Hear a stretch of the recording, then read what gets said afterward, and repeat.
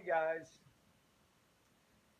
this is an experiment. I appreciate your comments because it's, I believe, proof of the reactance between static and magnetism. So right here we have two, that's a welding rod, that's a welding rod. I made points. That has a point, that doesn't. This other one has a point, the other backside don't. And over here we have the pole here. This is a south pole, okay? And this is a north pole. So basically that's north and that's south. So what energy you have here is you have north pole energy. You have negative running north. You have positive running south.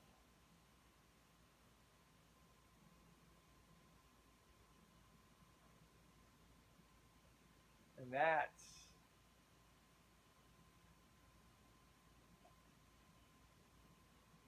the natural medium.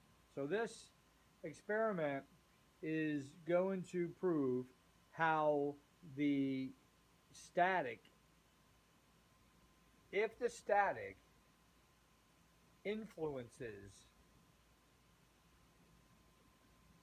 magnetism and vice versa, if magnetism influences static. One thing I want to say is that it's been raining here, so the moisture's been crazy, 90% humidity, if not more. So what I can say is living proof is that moisture is the kryptonite to static. It is the insulation in the air is based on humidity. It's the moisture. So something we need to talk about. I'm well aware of it, but just wanted to bring it out there to you guys. So right here you got a piece of plastic. It should pull down and be pulled towards the positive static field made by rubber band and two pickups turning. This here is aluminum, and I coated it with shellac and shellac, and left the points naked. And I don't see any difference between it now than before, but I thought if I insulate it, it would be a difference. So that shows me that static goes through insulation. So, and that too I can see with the Tesla coil that the blue or energy comes out of the wire, so that plastic coating we have on house wire only holds 600 volts, and you can see that as it gets higher in voltage, it increases its elasticity, so it becomes more static energy as it gets higher up in volts, and it gets less amperage, less current. Over here we have mercury hanging, and this is, I took out of a thermostat, an old thermostat. This is some business.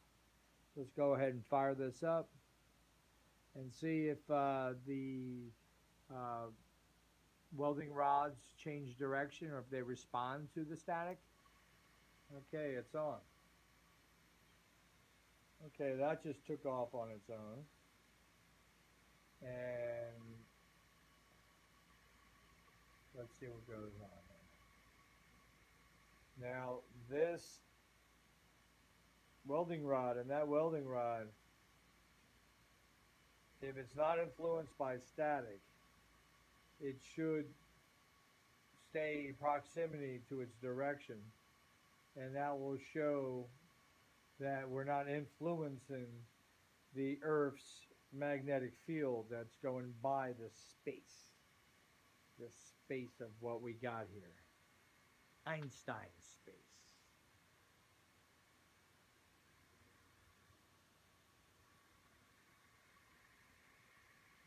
All right, so I would have to say, based on this guy, It's coming to my hand. It's reacting. So it must be the iron in my blood it's reacting to. But that's it. They're hanging. So let me turn the fan off.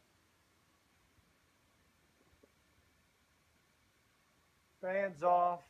I'm going to say that static doesn't influence magnetism. So the static would be, say,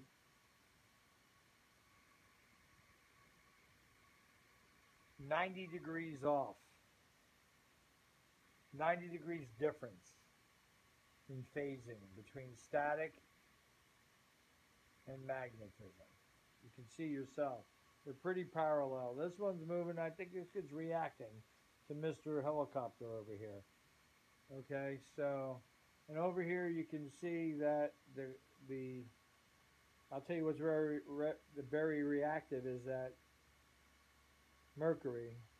It's reacting off my finger. And I'll just put my hand in the field, and you can see it turning from that. Also, pretty cool. Let's see if we bring my ring in, and this is a conductor.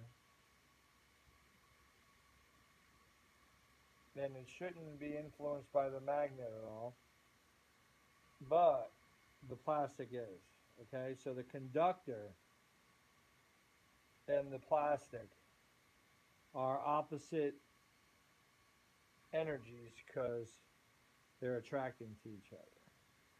Let's go over here to the whirlybird over here. So you can see it picked up in speed by bringing the conductor, which would be a separate field. If the static's a positive, then the elements here in this copper is a negative. So it must be negatively charged in opposing the positive. So you can see it's making that turn. And then if I bring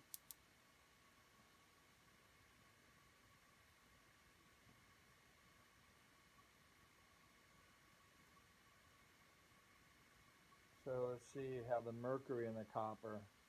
I see the mercury pulling over. So, cool beans, leave your comments. Power to Ed Leedskalnin. These are all experiments that hope you guys appreciate. Bye-bye.